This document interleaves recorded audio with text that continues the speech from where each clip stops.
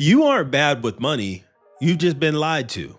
In today's video, I'm going to be going over some of the most common lies that are told about money that actually keep people from hitting their financial goals. And the worst part about it is I used to believe most of these lies about money. And the very first lie that is often told about money, it usually takes place in the social media streets. It's either on this red app, or it's on the black app, or it's in the blue app. I think you know which one of those I'm talking about. But the common lie that's told is that six figures is easy to make. So many people are making six figures now that it's basically the new average, right? It's not enough to live on. If you're only making six figures, that's just enough to scrape by. And the worst thing about that is that it's simply not true. I mean, there are so many people that I see talking about this in person or on social media that I just sit back and laugh. And you'll have some people that try to qualify it, right? They'll say, hey, I live in California and $100,000 a year is just enough to get by. These are lies that are told so much that people actually start to believe it. But guess what? We have proof. See, I live by data and statistics. I want to know if the information that I'm talking about is true.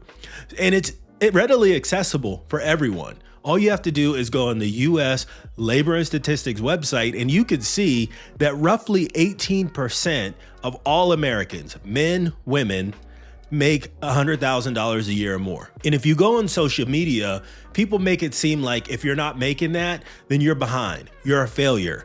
Like, what are you doing with your life that you're not making that much money? Now, it's true, some places in the US, the average income is slightly higher, but it's nowhere near $100,000 a year. So the next time that you're having a conversation with someone, whether it's online or if it's in person, ask them, where are you getting your information from? Is it anecdotal, or do you have proof? Do you have the data and statistics to back up your claim? My bet is they're not going to have that information. Lie number two is if you're not rich or wealthy by the age of 30, you're a failure. Again, I go back to these social media streets, and I think they've poisoned so many people's minds and bent their perception on what reality really is. Now, it's true.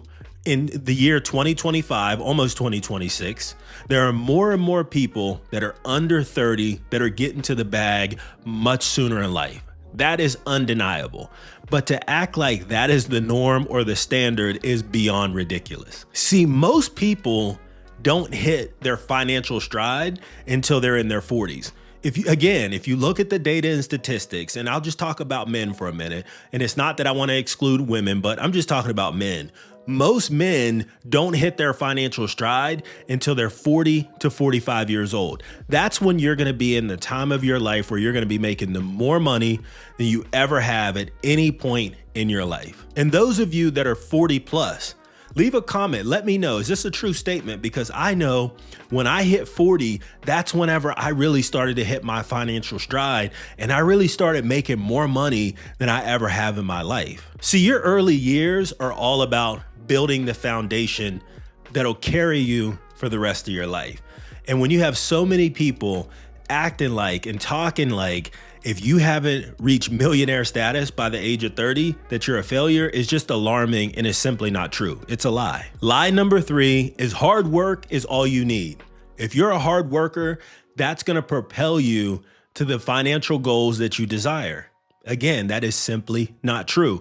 I know so many people that are hard workers, right? We're talking about your construction workers, your coal miners. These guys work extremely hard, and they are the backbone of our economy and our infrastructure. We wouldn't be anywhere without these people that put their bodies on the line each and every day. But I guarantee you, if you talk to one of these people, they're not going to agree with that comment that just working hard alone is going to get you to that millionaire status or whatever financial goal that you have. You have to actually pair that with working smarter. And how do we do that? We do that by investing. Look, I have studied the greats, the Buffetts, the Mungers of the world, and all of them are extremely consistent. Hard work alone is not the way to get wealthy. You have to pair that with making great investments, whether that be in real estate, the stock market, or starting a business. Those are the three key areas that I'm focusing on. Now, there are other ways to make money and get to the bag, but those are the three that I'm focused on right now. And those are the three that I believe that if you pair with hard work, you can eventually get to the bag. Lie number 4 is you need a high income in order to get wealthy. Again, this is not true. In my last video, I referenced a few books that I recommended to people, and I'll mention it again. The Millionaire Next Door. The Millionaire Next Door is a fantastic read because it actually highlights how average everyday people like teachers can make an average salary and retire millionaires. It's not about how much money you make. It's all about how much money you keep. That's the goal. I mean, just think about it. We all know someone that makes a lot of money, right? They make 6 figures plus, but they also spend 6 figures plus. And then we all know someone that may make $50,000 or $60,000 a year. They live frugal. They seem to have everything that they need, and they live well below their means. At the end of the day, the person that is more frugal, more purposeful with their dollars are always going to come out ahead. See, you could make $300,000 a year, but if you spend 300 or 310, what does that really mean for you? It's doing nothing for you in the long term. So just remember, it's not how much you make, it's how much you actually keep. The next lie is that you can save your way to wealth. Now, this is one of the biggest lies that I used to believe. I was always taught that you save money. You put everything above and beyond what you're spending on your monthly bills in a savings account. And after 20, 30, or 40 years, you have a nice amount of money in a savings account to pair with your retirement account or your 401k or whatever retirement account that you have. After understanding and learning the financial ropes, I now know that investing is the way to go. Leaving your money in a savings account is not the best use of your dollars, because during normal times in a high yield savings account, you might have 3% interest, or you can have that in the market or in the real estate where your returns are going to be much more higher, a little bit more predictable. The stock market generally returns anywhere between 7 to 12% every single year, depending on what's going on. And in the real estate market, especially in some markets across the United States, those markets are continuing to rise year after year. While money that you leave in a savings account is getting eaten away by inflation. So while you're getting your 2 to 3% in interest that you get in that high yield savings account, inflation is at 3, 4, 5%. So it's eroding the value of your dollars every single year. The next lie is that investing is only for smart people or people that already have a lot of money. Not true. I started a brand new portfolio on this channel to illustrate that that's simply not true. Look, we make things much harder than they need to be. Investing in an S&P 500 index fund such as SPY or VOO is really all you need to do. Now, again, you could pair that with other investments and other index funds, but if you just invest in the S&P 500, if you don't do anything else but invest in the S&P 500, you are betting on American companies continue to return profits year after year. Now, I don't know about you, but I believe in the American economy. Yes, it has down years. It absolutely does. But the top 500 companies in the US stock market are the companies that keep our economy going. So if those companies all go bankrupt, then it's bye-bye US. So we don't have to make things complicated. It's really easy. If you haven't started investing, check out some of my daily investments updates that I have right here on my channel, and jump in and start investing. It's never too late to do that. Lie number 7 is investing in a company-sponsored 401k as a scam. During the pandemic, there were so many people that were putting out videos talking about, hey, why are you investing or putting your money in an account that you can't access for 20, 30, or 40 years when you can use that money right now to invest? Now, it sounds good on the surface, But when you really take a deeper look at it, you understand that if you're not investing in your company sponsored 401k, where most companies will provide you with a match, you're leaving free money on the table. Yes, you can use that money to invest now. Yes, you have access to use that money on whatever you want. But my philosophy is I want to have money in tons of different buckets.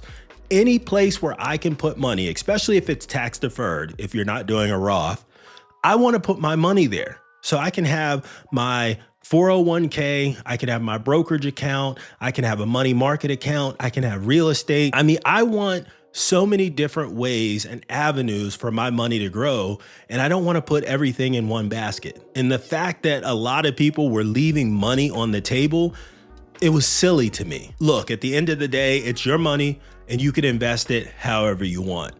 But if someone's giving me free money to put money into an account and it's doubling my money, I just think that it would be foolish not to take that option. The next lie is good debt is always good. Now look, when I think about good debt, I think about taking out a loan to purchase a rental property where you're going to be making a couple $100s every single month above and beyond the amount that you're going to be getting to repay that mortgage. That to me is good debt because you have an asset that's generating some income and it's generating enough income to where it can pay down your mortgage and put a few $100s a month into your pocket, right? But I know so many people that got into the real estate game and they overextended themselves. They had great real estate properties. They had quote unquote good debt. And then what happened? A tenant moved out. Something happened to where they didn't have the money to repair the property. They lost their job, so they had to sell the house or it went into foreclosure. That's why when I say good debt is not always good debt, that's why. It's good debt as long as you're not overextended or over-leveraged. I've been around long enough to understand that just because the debt is good doesn't mean it makes sense. So if you're looking to take on that quote unquote good debt, just make sure that it fits inside your financial parameters, or that good debt will quickly turn into bad debt. The next lie is one that I told myself all the time. And I believe it's a lie that most of you have told yourselves as well. That if you just made more money every single year, all of your financial problems would go away. It sounds good on paper and it sounds great in theory, but here's the problem. When you start making more money, you start buying more stuff. You start buying more stuff that you don't even need to impress people that you don't even like. You take better vacations, you get better cars, you buy a bigger house, you buy more clothes, you spend more money on things that you really don't need. Let's be honest, you survived all these years without having it, and once you started making more money, you just had to go out and get it. Now look, I'm not judging you because that was me. That was absolutely me. And I used to believe that if I just made more money, that all my financial problems would go away, until I realized, right, that wasn't what's happening. What happens is that your financial problems start to go away once you start making better financial decisions. That's the hack. That's the secret. You live on less money than you earn and your financial problems start to disappear. Imagine that. Lie number 10, and this is another lie that was just told so much that I think people actually believe it, is that passive income is easy. Again, I know a lot of people that run businesses, that have real estate, that have things where they actually do get some passive income. And I can tell you for 90% of most people, passive income doesn't mean that you just put something in place one time and you never have to do anything again. It's all work. We all get obsessed with trying to make money while not doing anything. Now, I don't know about you, but I'm not built that way. I like to work. I like to grind. I like to have a goal, and I like to work really hard to achieve it. Because let's face it, anything that comes easy, we don't respect it. If it's easy, there is no respect. It's like somebody that comes into money and they didn't work for it. It's great that they have the money, but most people aren't going to respect that. You're going to respect people more if they went through the grind, they went through the hustle, they had some bumps and bruises along the way. Those are the people that I would rather take advice from, not some guy that got lucky with a scratch-off ticket. I'm not going to listen to them. about how to make money, and passive income's the same.